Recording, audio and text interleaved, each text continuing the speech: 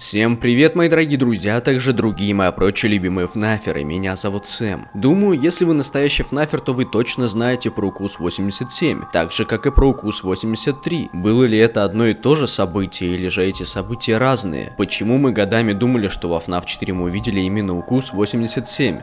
Так давайте же разберемся в этом, и в этом видео окончательно расставим все точки над «и» в истории укусов. Приятного просмотра. Итак, укус 83 это одно из ключевых событий вселенной игр FNAF, описываемое в 4-й части игры. Ранее одно имело название укус 87. История укуса 83 рассказывается в мини-играх FNAF 4. Согласно им, жертвой инцидента стал младший сын Уильяма Афтона, Кэссиди, а виновником аниматроник Фредбер. Событие произошло летом 1983 года в день рождения Кэссиди в ресторане Fredbear's Family Diner. Мальчик стал жертвой насмешек со стороны своего старшего брата Майкла Афтона и его друзей.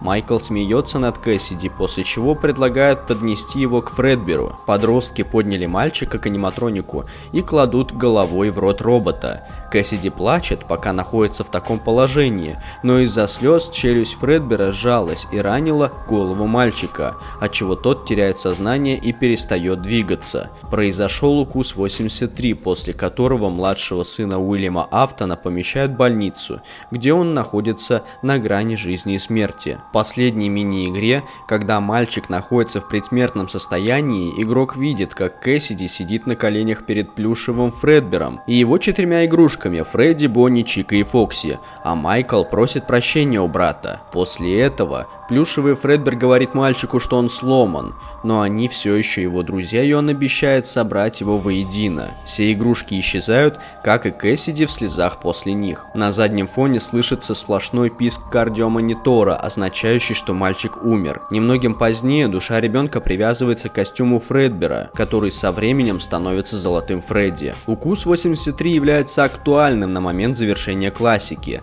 однако до FNAF 4 инцидент имел другое название – укус 87, но и описание его отличалось от этого. Первое упоминание укуса 87 происходит в первую ночь во FNAF 1. Раньше они могли ходить и в течение дня, но потом произошел укус 87. Да, это поразительно, но ты знал, что человеческий организм может жить без лобной доли мозга? Предполагаемая жертва остается неизвестной. Фанаты строили предположение, что ей мог стать ребенок или охранник из второй части Фриц Смит, однако четких доказательств нет. Виновником укуса предполагается Фокси или Мангл. Доказательством первого является плохое состояние Фокси в первой части и его шатающаяся челюсть. Аниматроник скрыт за занавесом и не участвует в праздниках. Мангл подозревается виновной по причине того, что она также находится в плохом состоянии, а также при убийстве нападает на лоб игрока. Во время укуса, по словам телефонного парня, у жертвы была откушена лобная доля головы, однако человек выжил. В результате происшествия аниматроникам было разрешено находиться в режиме свободного роуминга только ночью, а днем они не имели права передвигаться. Интересно, что 13 ноября 1987 года, предполагаемый день совершения укуса, это пятница 13-го, согласно приметам, день неудач. Однако в одном из своих постов на Reddit Скотт подтвердил существование редкона, изменение канона без предупреждения во франшизе. Данным редконом является перенос даты укуса с 1987 года на 1983.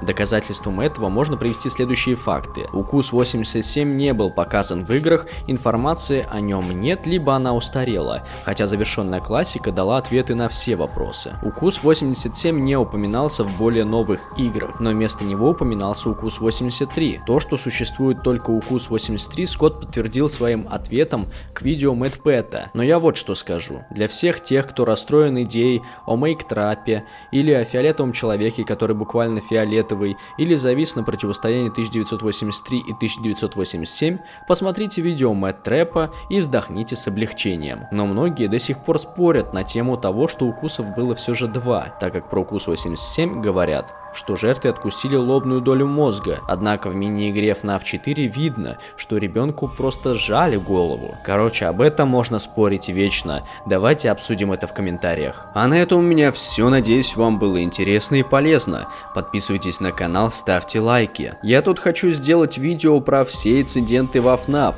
Как вам такая идея? Если вы за, напишите это в комментариях. И не забывайте про колокольчик при подписке на канал. А меня зовут Сэм, всем удачи и до скорых встреч, пока.